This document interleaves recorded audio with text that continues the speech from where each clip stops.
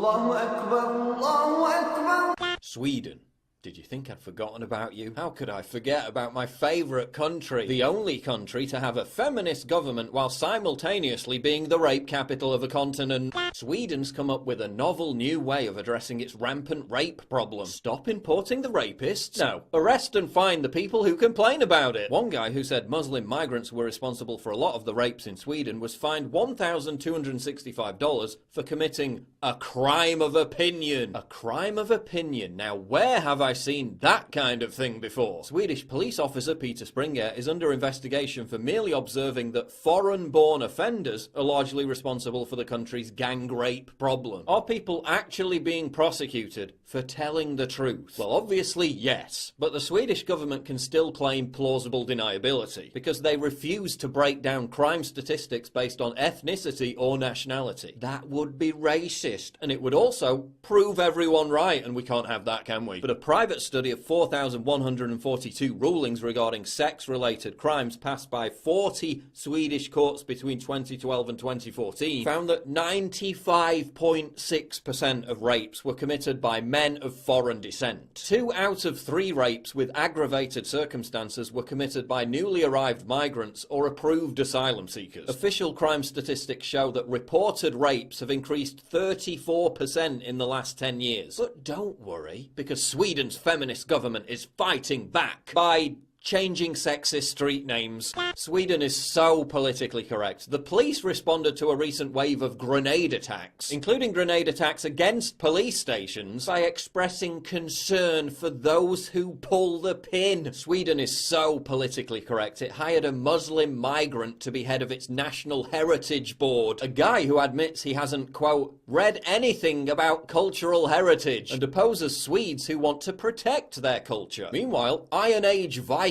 artifacts are being declared meaningless and melted down. Sweden is so politically correct. One of its leading cultural journalists says Swedes don't deserve their own national day and that, quote, nationalism should be wiped out. Sweden is so politically correct. They put their biggest export since ABBA and IKEA furniture on an official hate list. Sweden's hate registry?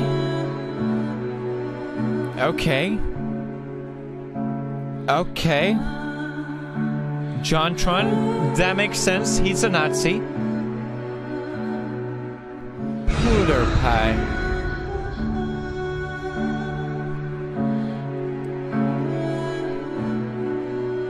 No.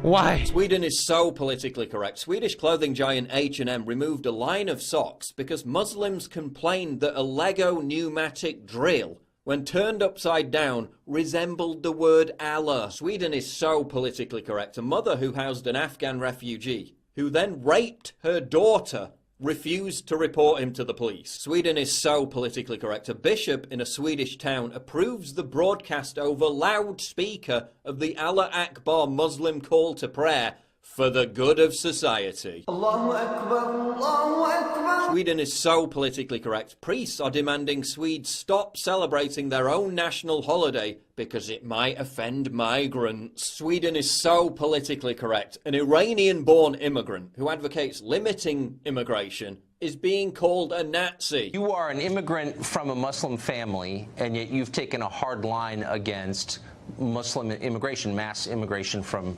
Muslim countries. What's the response been to you? If we want to help people, and that is truly what we want to do, you cannot put so much pressure to the system that the system collapses under its own weight.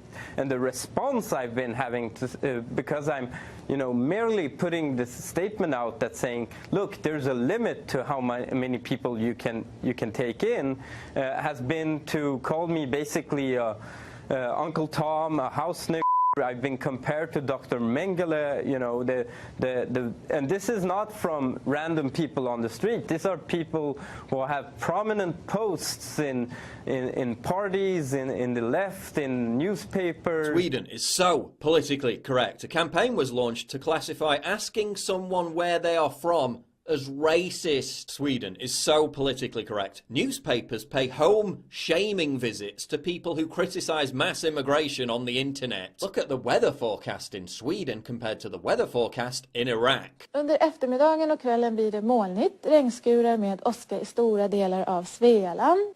تبقى درجة الحرارة العظمى مساوية لما سجلته نهار الثلاثاء عند درجة الحرارة العظمى. Sweden is so politically correct. Migrant gang rapists are going free, while hard-working, business-owning immigrants are being deported on technicalities. Sweden is so politically correct. It's paying for the fact that 58% of welfare payments go to migrants by raising the retirement age for everyone else. Sweden is so politically correct. A pensioner was prosecuted for hate speech for saying she saw migrants setting fire to cars, something that happens all the time in Sweden. She was prosecuted for expressing, quote, a disparaging view of refugees, or as it's otherwise known, telling the truth. Sweden is so politically correct. A Swedish government report said putting the word refugees in quotation marks is hate. The report also said questioning the age of, quote, child refugees is also hate, despite Sweden's own medical agency admitting that 3/4 of, quote, child migrants are adults. A Swedish dentist who through his own study confirmed that 80% of child migrants weren't children was fired. Again, in Sweden, telling the truth is hate speech. Telling the truth is thought crime. Sweden is so politically correct. Another government-commissioned report said that milk was a racist symbol of white supremacy. Those ISIS flags being hung in Swedish migrant centres, though, nah, who cares? Sweden is so politically correct. A female politician who was beaten up by an Arab gang felt guilty for being racist. Sweden is so politically correct. Swedish feminists are on television defending Muslim polygamy. Sweden is so politically correct. An Islamist who wants to live in an Islamic state and advocates wife beating was given the green light to start a school. And Muslim migrants with 3 wives and 16 kids are being given 3 separate taxpayer-funded homes while the rest of the population struggles through a housing shortage. Sweden is so politically correct. It's giving returning ISIS jihadists therapy, welfare and housing. Sweden is so politically correct. Homeschooling is banned, but Swedish social services allow returning ISIS jihadists to raise children. Sweden is so politically correct. After rapes began to skyrocket, authorities in Stockholm forced a clinic to withdraw treatment for rape victims and devote the centre to treatment of traumatised Muslim migrants instead. Sweden is so politically correct. It sees the positive side of soaring knife attacks and shootings.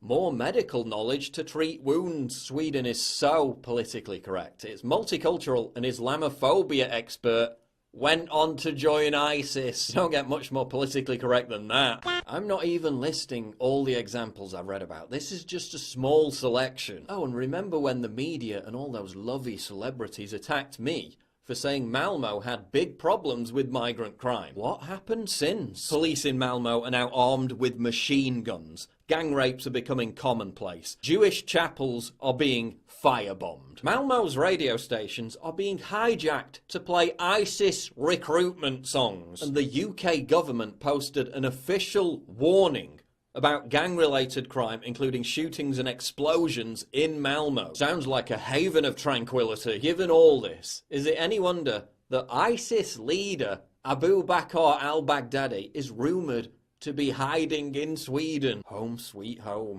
Multiculturalism in Sweden has clearly failed. Look at this picture of a Swedish class. This isn't multiculturalism, it's monoculturalism. Demographic studies show ethnic Swedes will be a minority in their own country within the lifetimes of most people currently alive. And the Council of Europe says Sweden is not taking in enough migrants. Sweden is an authoritarian country. It actively punishes and prosecutes people for telling the truth. Whether Sweden will become Europe's first Islamic caliphate remains to be seen. But if Swedes don't vote for significant change in this September's elections, Sweden will obliterate itself.